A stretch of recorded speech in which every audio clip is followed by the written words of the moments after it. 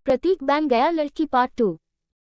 मैंने पूरा दिन एक लड़की के रूप में बिताया और मेरी माँ और प्राची के अलावा किसी भी व्यक्ति ने यह नहीं पाया कि मैं असली लड़की नहीं थी। मैंने पूरे हिस्से में बहुत अच्छा अभिनय भी किया था क्योंकि मैंने वह सब कुछ किया था जो प्राची ने उस दिन किया था। उसने मुझसे बहुत सारा काम करवाया। उसने मुझे इतना व्यस्त रखा कि मुझे रात का खाना छोड़ना पड़ा और मेहंदी और बंधे होने के कारण मैं पहले ही दोपहर का भोजन याद कर चुका था, इसलिए मैं बेहद थक गया था। उस दिन मेरी बहन के बहुत सारे दोस्त भी आए थे। मैं प्राची को उनके साथ योजना बनाते हुए देख सकता था क्योंकि वे सभी खिलखिला रहे थे और हंस रहे थे।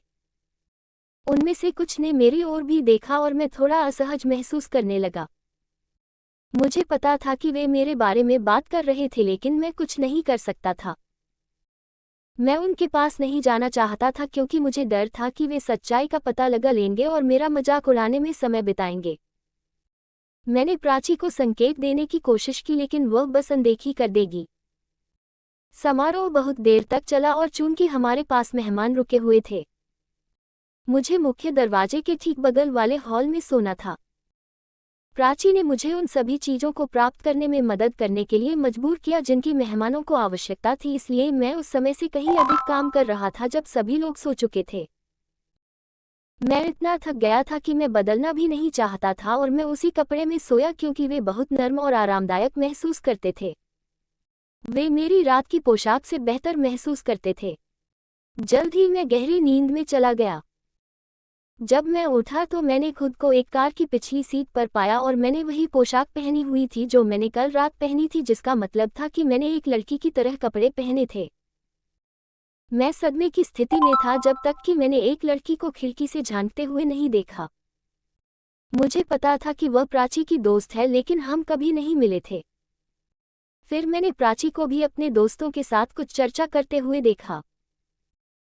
जब प्राची ने मुझे जागते हुए देखा तो वह मेरे पास आए और बताया कि उसके दोस्तों को पता चल गया है कि मैं कौन हूं, जैसा कि उन्होंने उसे उसके साथ पहले देखा था।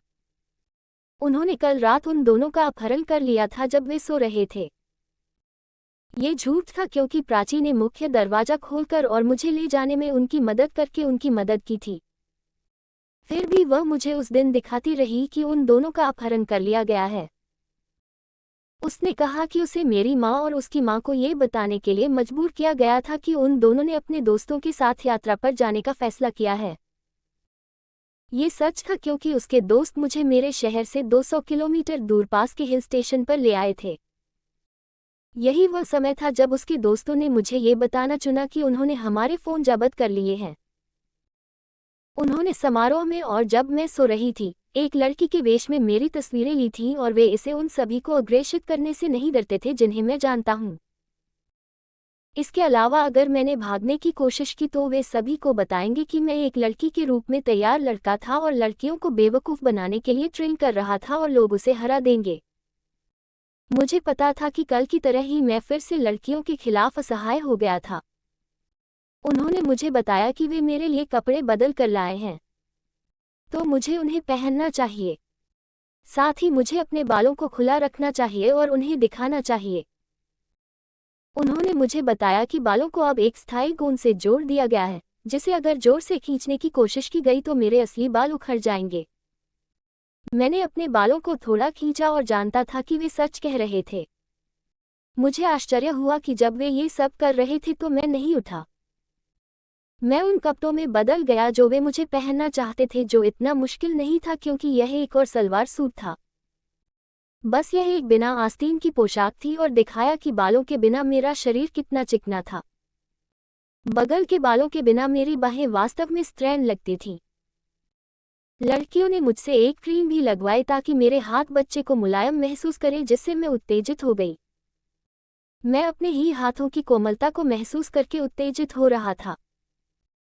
उन्होंने पहनने के लिए लटकती हुई बालियां दी ताकि अब मैं अपनी बालियों को अपनी गर्दन और कभी कभी कंधे को छूते हुए महसूस कर सकूं।